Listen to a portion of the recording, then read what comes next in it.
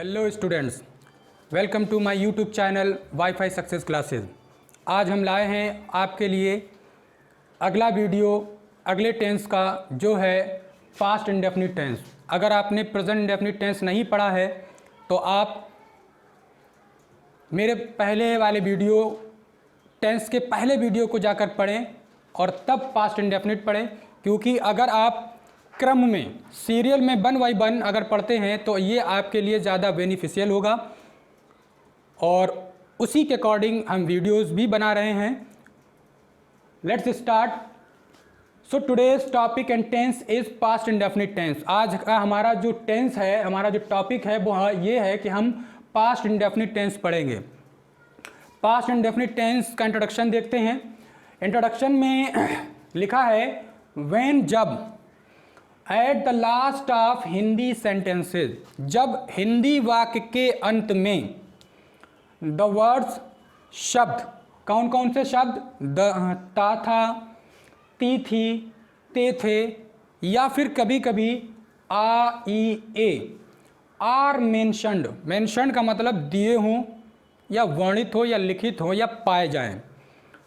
Are mentioned, it means जब किसी हिंदी वाक्य के अंत में यदि ता था, ती थी, ते थे एवं आ, ई, ए इत्यादि शब्द पाए जाएं तो ऐसा sentence is called past indefinite tense. एक बार दोबारा सुने। पास्ट इंडेफिनिट टेंस वो टेंस होता है जिसमें हिंदी वाक्य के अंत में ता था, ती थी, ते थे, आ, ई, ए आदि शब्द पाए जाते हैं।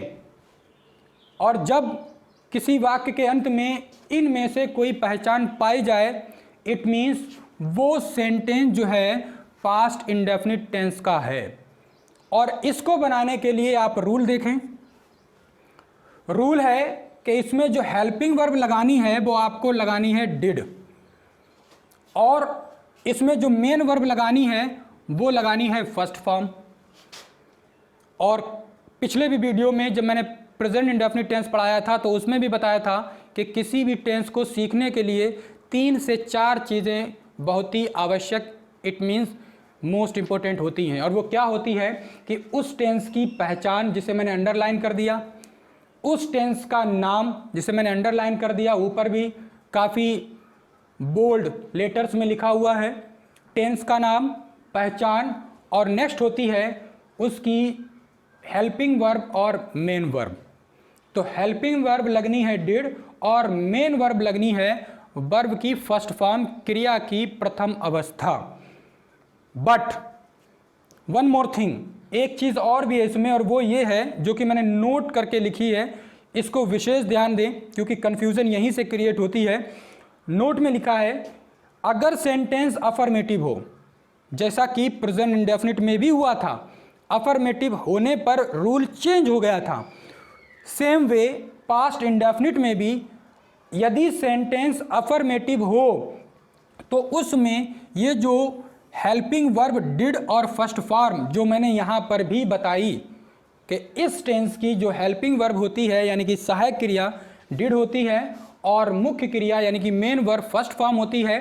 बट सेंटेंस अगर अफर्मेटिव हो तो उसमें ना ही ये डिड लगाया जाता है और ना ही ये वर्ब की फर्स्ट फॉर्म लगाई जाती है, जिस चीज़ को मैंने यहाँ पर मेंशन किया, यानी कि डिड प्लस वर्ब की फर्स्ट फॉर्म आपको नहीं लगानी है। तो लिखा है नहीं लगाते हैं, नहीं लगाते हैं, बल्कि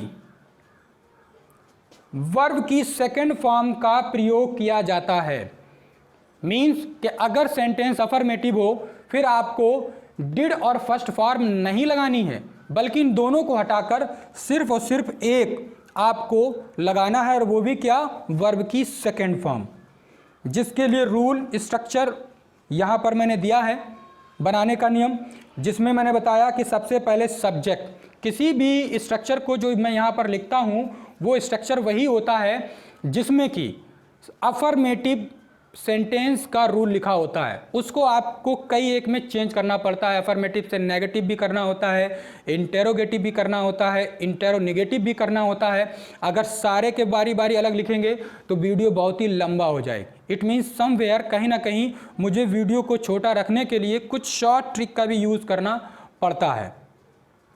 तो सब्जेक्ट सबसे पहले आप लिखेंगे, उसके बाद अगर वो सेंटेंस अफर्मेटिव को छोड़कर कोई और है, जैसे कि नेगेटिव है, इंटेरोगेटिव है, इंटेरोनेगेटिव है, तो डिड और फर्स्ट फॉर्म का यूज़ करेंगे। फिर तब आप इसको यूज़ नहीं करेंगे। ये ऑब्लिक का निशान, इसका मतलब है या इन दोनों में से कोई एक जो ब्रैकेट में लिखा हुआ है। और अगर वो सेंटेंस अफर्मेटिव है तो आप ये यूज़ नहीं करेंगे, इसका यूज़ करेंगे। और अफर्मेटिव को छोड़कर कोई है तो आप सेकेंड फॉर्म यूज़ नहीं करेंगे, इसका यूज़ करेंगे। और उसके बाद आपको ऑब्जेक्ट लगाना है और फिर एटसेट्रा। ये एटसेट्रा होता है, लोग इसको एक्सेट्रा कह देते हैं। That's a wrong pronunciation not pronunciation. तो ये गलत कहते हैं, ये है एटसेट्रा। एटसेट्रा में आता है बचा हुआ जो भी कुछ हो वो पीछे एडजस्ट कर दो। अब इस रूल के मुताबिक हम एग्जाम्पल्स करते हैं। एग्जाम्पल्स लिखे हुए हैं, एक एग्जाम्पल ये है और एक ये है। ये वो एग्जाम्पल है जिसमें पहचान आ ई ए आया है। इट मीन्स जब किसी सेंटेंस के लास्ट में, हिंदी सेंटेंस के लास्ट में, अंत में यहाँ पर आ ई ए, यहाँ पर मात्रा के रूप में या आ ई ए, ये बड़ा आ, बड़ी ई और ए भी हो सकता है। जब आया हो तो ऐसा सेंटेंस पास्ट इंडेफिनिट टेंस का हुआ, या फिर किसी सेंटेंस के अंत में ता था, ती थी, ते थे, ये जो यहाँ पर लिखा है इसमें ते थे एक आया तो यहाँ पर हो सकता था ता था, या फिर ती थी भी हो सकता था। इन तीनों में से कुछ भी यहाँ पर लास्ट में आया हो तो ऐसा सेंटेंस भी पास्ट इंडेफिनिट टेंस का ही सेंटेंस कहलाएगा। और इन दोनों सेंटेंसेस को बनाने के लिए रूल आपके सामने है कि इसमें हेल्पिंग वर्ब आपको डिड और मेन वर्ब फर्स्ट फॉर्म लगानी है। बट अगर सेंटेंस अफर्मेटिव हो तो इनको ना लगाकर आपको सेकंड फॉर्म लगानी है। और इन एग्जाम्पल्स को इन रूल्स के मुताबिक इस स्ट्रक्चर में हमें बनाने हैं। तो हम देखते हैं। तो ये जो मैंने सेंटेंस लिखा हुआ है, ये सेंटेंस दोनों के दोनों ही अफर्मेटिव में है। इसमें जब हम नहीं लगा देंगे तो ये नेगेटिव हो जाएगा। फॉर एन एग्जाम्पल, छात्र ने एक निबंध नहीं लिखा। अगर हम इसमें क्या लगा दें आगे, क्या छात्र ने एक निबंध लिखा, तो इंटेरोगेटिव हो जाएगा। छात्र ने एक निबंध क्यों लिखा, ये डबल इंटेरोगेटिव हो जाएगा। और जब नॉट और इंट्रोगेटिव वर्ड क्या, क्यों, कब, कहाँ, कैसे दोनों को शामिल कर दें तो इंट्रोनेगेटिव हो जाएगा। यही सेम कंडीशन इस पर भी अप्लाई की जाती है। नहीं लगाकर नेगेटिव बना सकते हैं, क्या, क्यों, कब, कहाँ, कैसे लगाकर इसको इंट्रोगेटिव बना सकते हैं, और दोनों को मिलाकर इसे इंट्रोनेगेटिव बना सकते हैं। तो इसलिए सबसे पहले हमारे सामने जो सेंटेंस लिखे हैं दोनों अफर्मेटिव हैं, हमको बनाने हैं। और अफर्मेटिव जब होगा तो उसको हम सेकेंड फॉर्म से बनाएंगे। बट उसी अफर्मेटिव को जब हम नेगेटिव, इंटेरोगेटिव और इंटेरोनेगेटिव में बदलेंगे तब हम सेकेंड फॉर्म हटा देंगे, उसकी जगह पर डिड और फर्स्ट फॉर्म का यूज़ कर लेंगे। Let's check the examples. छात्र ने एक निबंध लिखा। द स्टूडेंट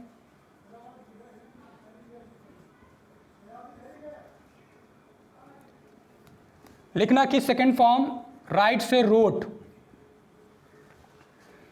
निबंध एन ऐसे, एक के लिए एन बिकॉज ऐसे वॉबिल से है, तो हो गया द स्टूडेंट रोट एन ऐसे। जबकि ये सेंटेंस जब हम अफर्मेटिव बनाएंगे वो भी बिल्कुल ऐसा ही बनाएंगे। बे, ये प्लूरल है, ये सिंगुलर था, ये प्लूरल था। और पास्ट इंडेफिनिट में सिंगुलर और प्लूरल दोनों के लिए same condition, same helping verb से सेम जो है मेन वर्ब का ही यूज़ किया जाता है। तो ये होगा दे।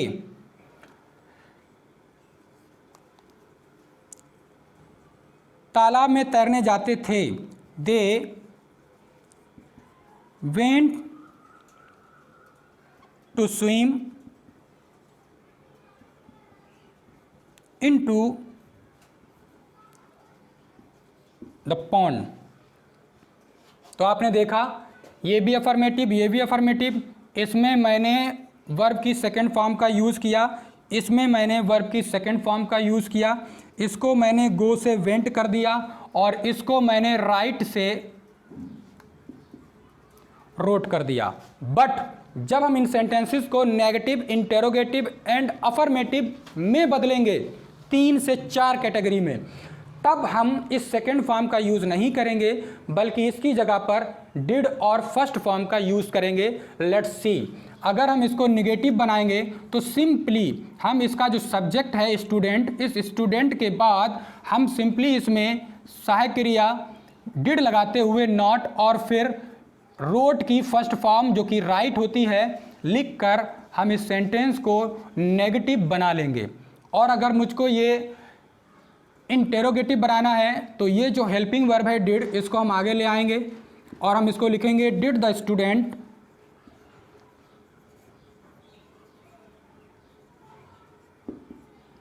राइट एन essay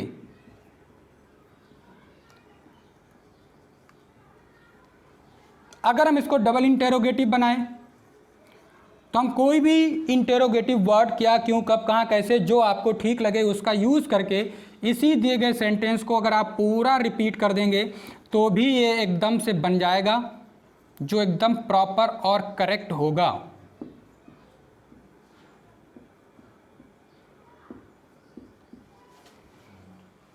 ये दो थे इंटेरोगेटिव, ये सिंगल इंटेरोगेटिव, ये डबल इंटेरोगेटिव। तो ऊपर वाला अफर्मेटिव, ये negative, single interrogative, double interrogative. अब मैं आपको बताऊं कि अगर इन दोनों सेंटेंसेस में नॉट का यूज़ कर लिया जाए तो ये निगेटिव प्लस इंट्रोगेटिव दोनों का मिक्स हो जाएंगे और तब ये कहलाएंगे इंटेरोनेगेटिव। कैसे? Let's see, did the student not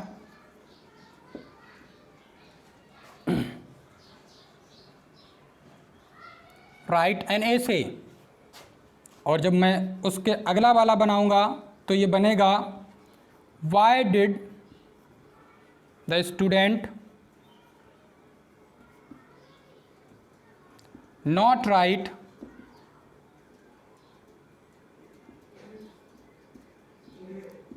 an essay। तो आप देखें,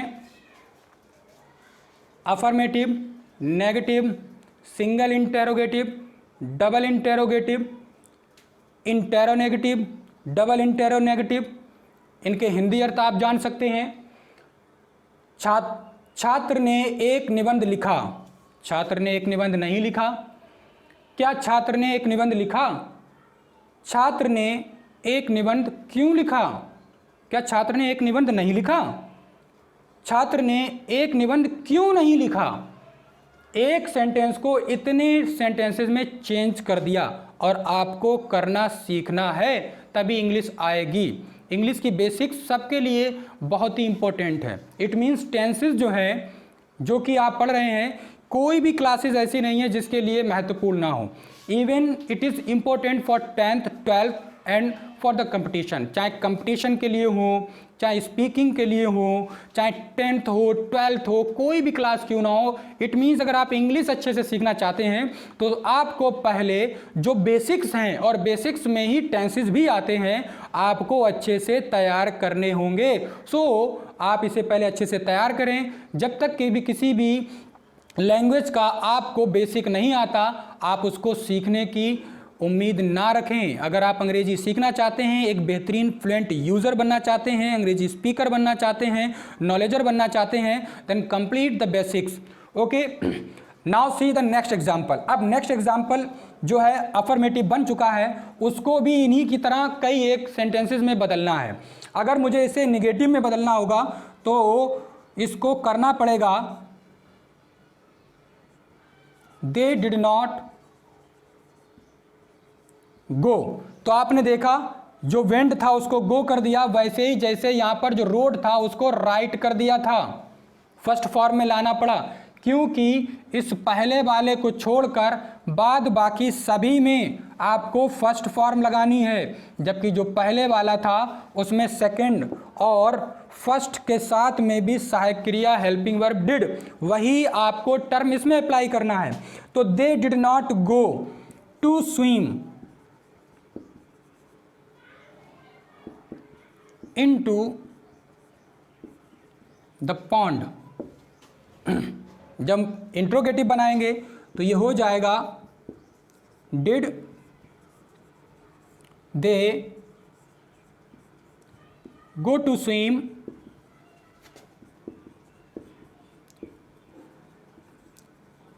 into the pond. Double interrogative, why did they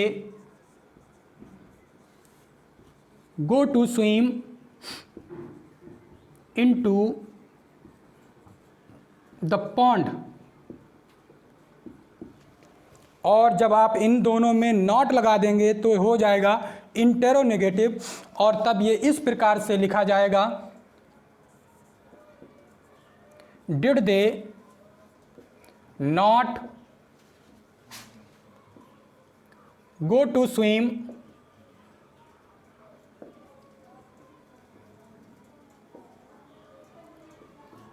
into the pond। and next and last one is why did they not go to swim